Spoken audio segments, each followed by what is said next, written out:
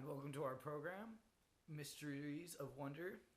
I am Trevés Lindstrom, and my other co-hosts are Samantha Toda and John Ayres. Where in our program we talk about the titillating mystery books of our world and what we believe are so important about them. Today's subject is The Girl on the Train by Paula Hawkins, where a young woman gets caught up in a murder investigation because of her infatuation with these two people that she would see frequently from her chair seat. So, to start off our talk, we'll go to Samantha Toda. Okay, so I thought that Rachel was pretty obsessed with these aliases, Jess and Jason, but I don't know why. Why do you guys think? I think if we all read the book here that that she was so obsessed with these two people because in her mind that they were perfect people and the exact relationship that she wanted in her marriage that was extremely destructive and ended in a very bad way. Let's not forget that her ex husband and his mistress now live in her old house right next to Jess and Jason. This is true. Um, I believe that the book was more focused on the dangers of longing for something that you can't particularly have. Rachel wanted that perfect relationship with her ex-husband, who, as we all find out, is insane and is the murderer that we all come to find out at the end of the book. But I believe that this whole story wouldn't have its basis if it wasn't for her obsession and longing for something, and it kind of proved her to be delusional, which is another key talking point I think was important. That the fact that longing for something can't have and being delusional was linked together so that each character and perspective from the story that we experienced all had their own personal issues. Anna wanted her perfect life with Tom, um, was a bit delusional when she thought that she could get that just by forcing a married man into a relationship. Megan was extremely delusional and just wanted attention from every man she saw. She did it with her own husband, with Tom, her neighbor, with her therapist, and with her past relationship that was the father of her child. And each of these perspectives were all longing for something. And Anna and Rachel were both kind of longing for that same thing, while Megan was longing to be free and do what she wanted and be adventurous like she originally planned with her brother who passed in a motorcycle accident. So, Yeah, I think that all the characters are characters that we can empathize with. I mean, even though they all are obsessed with something, they're all insane, they all betrayed one another, they all lied, they all have their own personal addictions and stuff. I think that they're kind of likable, but then not at the I same don't think time. they're likable at all. Really? Yeah, they're all have issues and very annoying to me actually. Really? It's a good story and good read, but there was nothing I could relate to in any single one of those characters. Well, I mean, Megan may have been kind of, let's just say, skanky, but I mean, it was still sad when she her what was his name, that abusive husband or boyfriend, and she had a first kid with. What was it? Oh, it was. Hold on a minute, folks. We're caught up in so much of the other story that we forgot the name of the character. What do you guys think of Anna? I don't know. She was sort of spazzy to me. She was always planning on just ruining Rachel's life in the first place. So, I understand her grief, but she was just as crazy as every other character, in my opinion. The only other character I could actually sort of relate to would be the detective, not Detective Riley, but Gaskill. Gaskill. Gaskill. He seemed like the most down to earth person and the only one that Yeah. seemed to have any sense in his head. I don't know. I felt kind of like Scott was an interesting character because you can understand his grief for his murdered wife, but then like you could also see his darker side of like violence and everything. So that was interesting. Kathy is another person who I would like to point out who seems to reoccur throughout the book. Even though she isn't a major character, she plays a major role with Rachel. She always comes to Rachel's aid when she's in trouble. She seems to be a bleeding heart towards her. For Kathy, will allow her to get away with a lot of stuff. Like when Rachel forgets to put away food that she was thinking of making, or when she's a total slob, or after she has vomited all over the place and then gone to bed and fallen asleep and let Kathy to find the mess and come and have to yell at her and wake her up.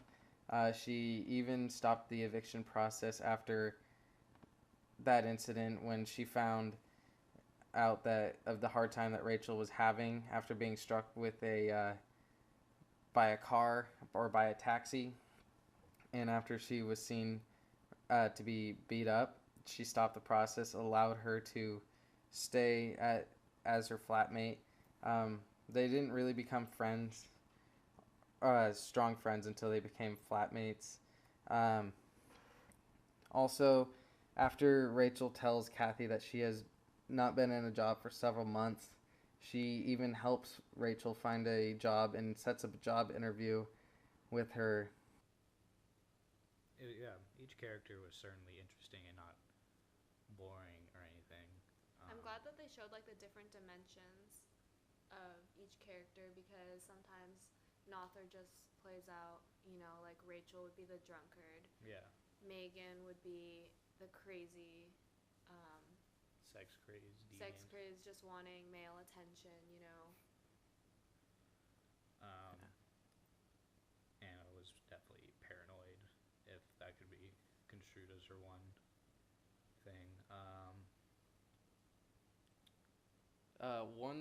One of the major words that comes to mind or themes to while reading this book was lies, because Megan or Rachel was lying to herself with the fairy tale that she was playing out in her head. Also, Tom lying to her and to Anna, as we find out. He has an affair with Anna while he's married with Rachel, so that's a lie going on through there. And then going on to have an affair with Megan, and then. Well, I agree. I definitely agree. Lying is probably a crucial aspect in the story. It goes along with what I was saying earlier with delusional sense that each of these people had. Some of them had the delusional idea that they were secure in their relationship, or delusional idea that they could get something that they don't have. Yeah. Without consequences. And a lot of them would use lying or have lying affect them to believe what they thought they did. To justify. To justify what they thought was right, I guess. Yeah, and what the author kept like pointing back to is like Anna just wanted to she just wanted to take back Tom from Rachel. And then it was interesting that Megan, she didn't really want anything from Tom necessarily, like a serious relationship, but she says at towards the end of the book that she liked the feeling of control. I didn't want him to leave his wife. I just wanted him to want me to leave her, to want me that much. No, I was saying that Anna just wanted Tom for herself and like the satisfaction. Ah, yes. And then it was funny because Megan wanted the same thing because everything is me, me, me. Hmm. So, okay. Yeah, I agree with what you're saying, Samantha. But I think it's, if you look into the book, it's very surprising that actually all three girls and their different perspectives, they all are extremely similar. I mean, they have their latent differences, but they all have different connections of basically being of self-absorption and wanting things. Um, and I feel like that can be dangerous. Do you guys think that the author was trying to send a particular message, or was this just a fun read? Like the author of Lord of the Flies made that book just for fun? I believe that the author was sending a message about like addiction, because as we find out, Rachel is a drunk who can never get over herself losing Tom, so she's always addicted to alcohol and to the thought of Tom, and as we can see, like addiction and lives are never good. She also explains on addiction, or her addiction, as she says, but sobriety on the evening train is a challenge, particularly now in this heat.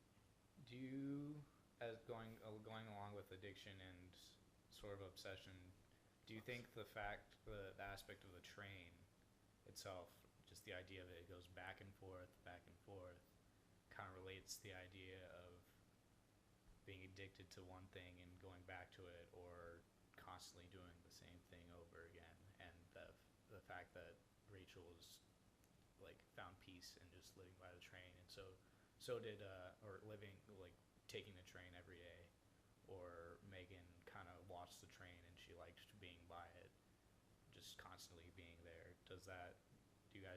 Would you guys will agree with that statement that the train is sort of representative of that idea of obsession or addiction? Yeah, I mean, since Rachel kept saying, you know, she was lying to her flatmate that she would go to her job every morning to London, but then she didn't actually have a job, but she kept going back for more, and she just kept wanting to replay the images of Jess and Jason's life, and she would be constantly looking out the window for them, and she even stated that she was disappointed when she didn't see them. So yes, I think that was pretty symbolic of addiction. Okay. Did you guys like throughout the book, or as the book progressed, did you like a character more or dislike, or how did your opinions Well, like I said earlier, that, well, I guess at the beginning that I didn't really know a lot about Tom, but I still didn't really like him. He seemed just kind of like there. He was just like a cheater. Yeah, yeah. Since I didn't really get the perspective, like his own perspective immediately, or didn't find out about what he was doing to the women in each story, or each part of their lives. And then again, like I said earlier, the only character I could really I only related to was Detective Gaskill. Yeah, and then for character development, the author probably had those hazy, images of Tom from different perspectives because, in reality, everyone has different perspective. Yeah, the separation of timelines and flashbacks between each of the characters, and giving multiple perspectives at the same points from each perspective from different characters, I think really helped serve to that character development and understanding of who they are and how we understand them through their own shoes and other people's shoes. It was also a little tricky because half the book Rachel was drunk and her memory wasn't all there. And so I think part of that was, for the mystery. So in the ending of the book, I did not see that coming.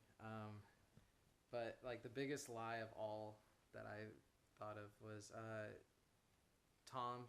He said that he was in the army. We come to find out that he was never in the army. He attempted to join it twice but was rejected. He also was able, or he took his parents' money or their life savings and blew it all. And when they wouldn't remortgage their house to help him fund another extravagant adventure in his life, he cut ties with them. He lied to both Rachel and Anna about his own personal life with his parents and stuff like that. So, just that basically yeah, Tom that- is one big ball of lies. yeah, he was a perpetual liar. If Tom wasn't murdered, I'm glad that Anna and Rachel kind of not teamed up, but they kind of both recognized how much of a scumbag he was and like decided to move on rather than Anna still blaming Rachel and continuing to stay with him. Like, well, that's our show. Thanks for listening, and have a mysterious evening. Thank you. Hold it up next.